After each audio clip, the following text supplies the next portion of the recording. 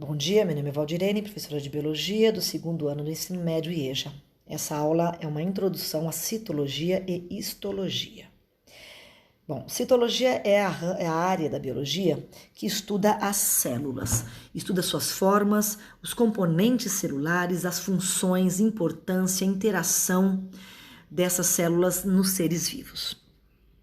E muito mais, tá? Vamos começar observando essa imagem. Eu queria que vocês localizassem os seres vivos e os não vivos. Primeira coisa é separar o que tem vida e o que não tem vida ou o que tem origem de ser vivo. Pode não estar mais vivo, tá? Você saberia dizer o que todos esses seres vivos têm em comum? Preencha um quadrinho parecido com esses no caderno de vocês, tá? Bom, aqui tem umas coisinhas meio esquisitinhas, então tem uma casca de banana na cabeça do menininho, da criança. Aqui no pé dessa mulher tem sementes, o homem está sentado numa pedra. Aqui perto do carro parecem blocos de construção. Na cabeça do pôneizinho são rolhas. Em cima dessa árvore aqui é um modelo de uma célula, tá? Então é importante pensar o que é vivo. E às vezes uma coisa não é viva, mas ela tem origem de vida. Então, por exemplo, tem um sapato de couro, uma bota de couro. O couro, ele é originado de ser vivo. Então, é um composto orgânico. Tem origem de ser vivo. Uma roupa de algodão. Algodão é feito de uma planta. Então, tem origem de ser vivo também. Tá bom? Vamos lá. Aqui eu tenho no slide à esquerda um paramécio. O paramécio são organismos unicelulares, em sua grande maioria. A maioria deles vive na água e fazem parte de um grupo que nós chamamos de reino protista ou proctotista. Aqui nós podemos observar um núcleo bem definido, vacúolos digestórios, vesículas com alimento em digestão, que aqui no caso é alga. O paramécio ele vive na água, não prejudica ninguém, tá? Tem uma membrana que envolve esse paramécio com cílios, parecem uns pelinhos em volta, que ajudam na locomoção. E esse organismo, ele, aqui nessa imagem, ele foi ampliado 45 vezes no microscópio. Do lado eu tenho uma ameba, que é um outro protozoário também, no microscópio de luz, ampliada mais ou menos 33 vezes. Então esses microscópios são microscópios ópticos. A ameba, ao contrário do paramécio, se você beber uma água contaminada com ameba, você pode ter uma diarreia, tá? Vamos estudar o paramécio um pouco mais para frente, quando a gente falar de locomoção da membrana plasmática. Os pseudópodes são essas projeções da membrana aqui, tá bom? Aqui abaixo eu já tenho duas imagens que foram ampliadas em microscópio eletrônico. Tá? Então, eu tenho aqui uma célula vegetal que foi ampliada 4.000 vezes. Então, para eu conseguir observar esses componentes celulares, eu tenho que aumentar muito para eu poder visualizar algumas organelas que eu não conseguiria visualizar no microscópio óptico, tá? Que vai ter um aumento aí de no máximo 100 vezes, alguns até 400 vezes. E do lado aqui eu tenho uma célula animal aumentada 450 vezes, tá vendo? A gente não consegue ver muitas organelas ali não. Teria que ter um aumento muito maior para você poder ter uma visibilidade melhor também. Aqui então eu tenho um esquema, né, de uma célula vegetal. Do lado aqui eu tenho tecido vegetal. Então como ficaria observando lá na planta, tá? Na planta isso ficaria aqui, ó, uma célula grudadinha na outra. Aqui eu tenho então algumas organelas que são particulares. Esse formato meio hexagonal da célula vegetal é bastante característico. Alguns vegetais têm as células mais retangulares, então cada um tem uma característica diferente. Mas a gente consegue observar aqui nessa célula algumas organelas, né? Então a gente vê o núcleo, vê uma mitocôndria, ribossomo, o citoplasma, tudo isso nós vamos estudar cada uma dessas organelas. Mas uma coisa interessante para observar na célula vegetal que não tem na célula animal são os cloroplastos. O cloroplasto ele tem o pigmento que deixa a célula vegetal esverdeada, que é responsável pela fotossíntese que nós vamos estudar mais adiante. E aqui a gente tem em comparação a uma célula animal, tá? A gente vai ter que começar a entrar em alguns conceitos tá? Para que vocês consigam entender. E é importante que vocês comecem a anotar essas coisas no caderno de vocês. Então, fazer o esquema dessa apresentação no caderno de vocês, como se fosse a aula mesmo. Quer copiar tudo, aí vocês fazem da maneira que vocês acharem melhor, tá? A célula animal é uma célula eucariótica, ou seja, são células que têm um núcleo individualizado. Você consegue ver o núcleo definido. E esse núcleo, ele é protegido por uma membrana chamada de carioteca, tá? A célula animal não tem parede celular, como a gente observa na célula vegetal. Então, a gente olha aqui, ó, a célula vegetal tem duas paredes, a membrana e a parede celular. A célula vegetal também tem um núcleo individualizado, também é uma célula eucarionte. Aqui, o paramécio também, ó, eucarionte, a ameba também eucarionte. Então, os organismos eucariontes, eles são um pouco mais desenvolvidos, porque eles já apresentam aí uma membrana que envolva a célula. Bom, e o que é tudo isso aqui, né? Núcleo, nucleolo, vacúolo, lisossomo, mitocôndria, aparelho de Golgi, complexo de Golgi e vários outros termos que vocês vão ver.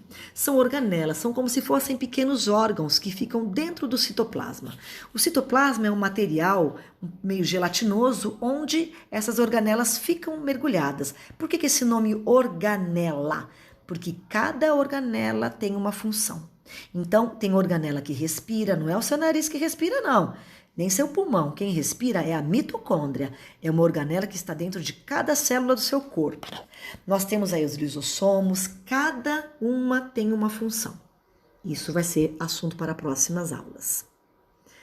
Aqui eu tenho uma tabela comparativa dos 5 reinos da natureza, tá?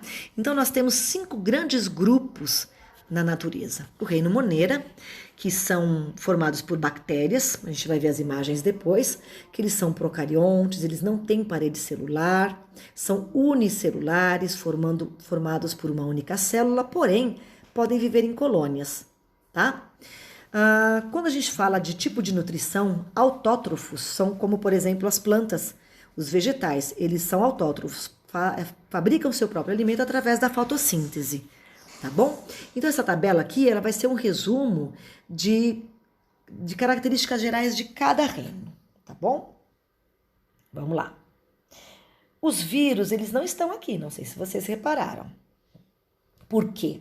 Os vírus, eles têm características muito particulares e alguns cientistas não classificam os vírus como seres vivos. Por quê?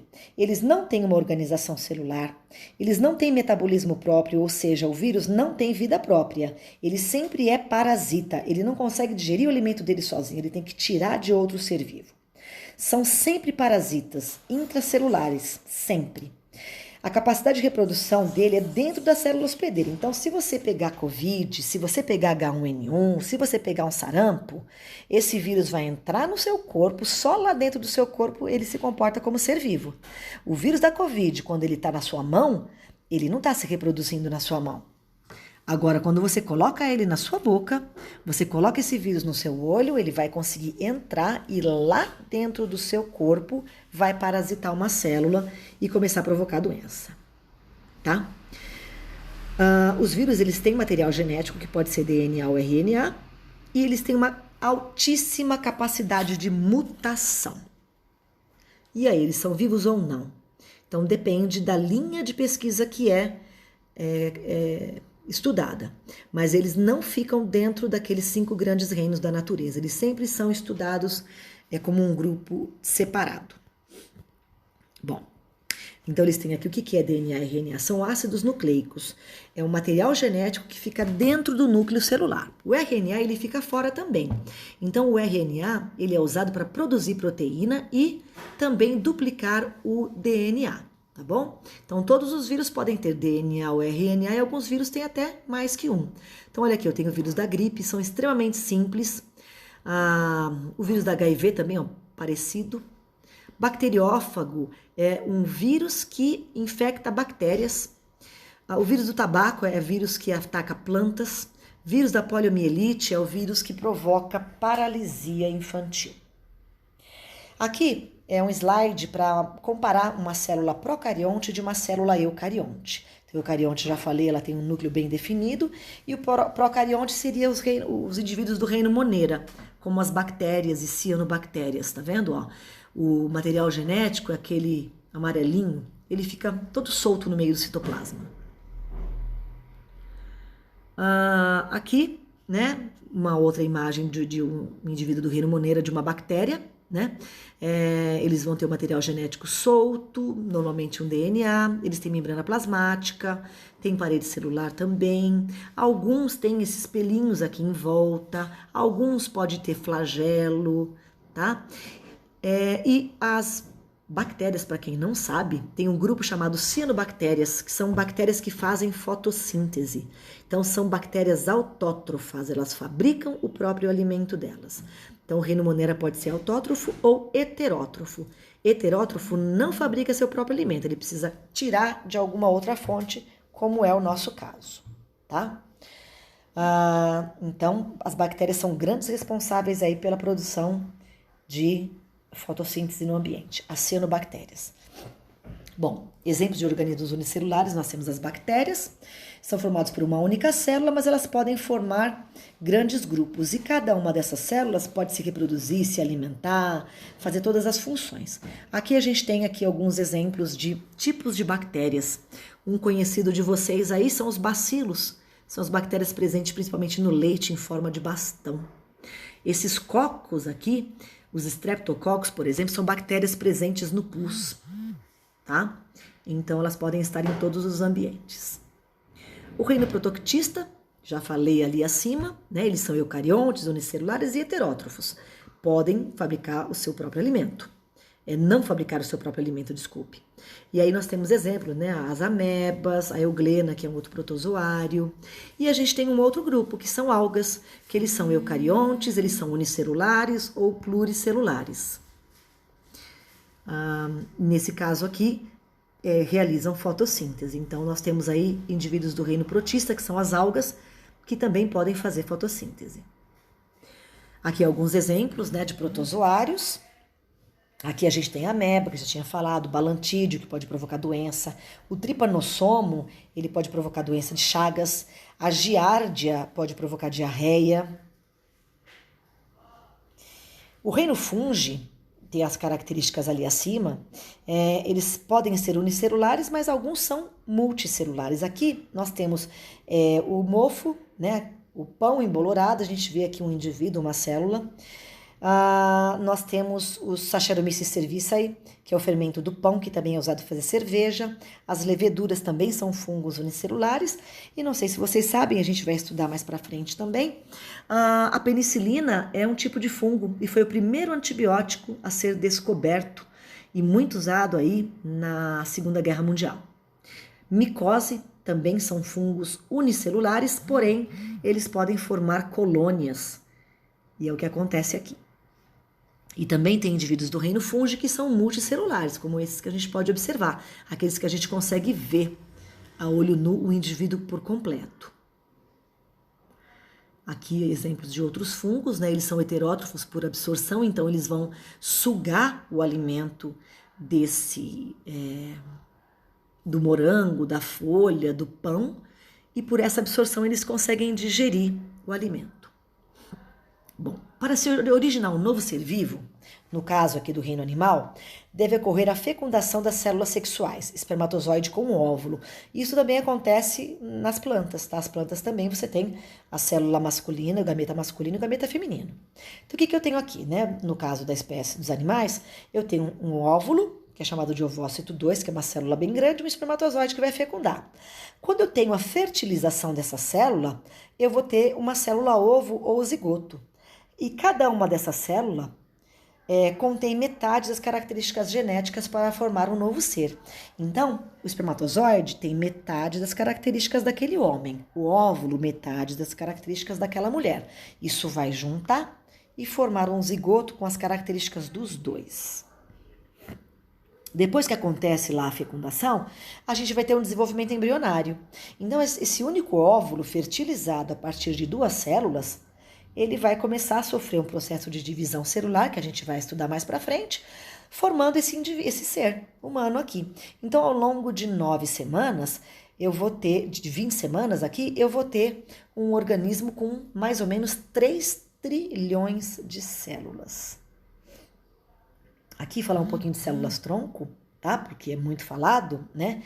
São células que podem se autoduplicar, gerando outras células-tronco, né? Então, por exemplo, a célula-tronco que está lá na sua medula, ela pode originar célula da pele, célula nervosa, células sanguíneas, pode se diferenciar em vários tipos de células. Aqui alguns tipos de células humanas. Glóbulos roxos são glóbulos vermelhos, o óvulo, né, que é a célula sexual feminina, células epiteliais, que são células da pele, musculares, ósseas, os neurônios, os espermatozoides, e o conjunto de cada uma dessas células vão formar os tecidos. Então, o conjunto de célula muscular vai formar o tecido muscular. O conjunto de células ósseas forma o tecido ósseo. O conjunto de células nervosas forma o tecido nervoso. A histologia é um ramo, né, uma área da biologia que estuda esses tecidos. Então, você tem a célula e você tem um conjunto de células que formam vários tecidos que nós temos no nosso corpo. Como a gente pode observar aqui, músculo, tecido ósseo, cartilaginoso, o tecido sanguíneo, tá? Por isso, por hoje é só.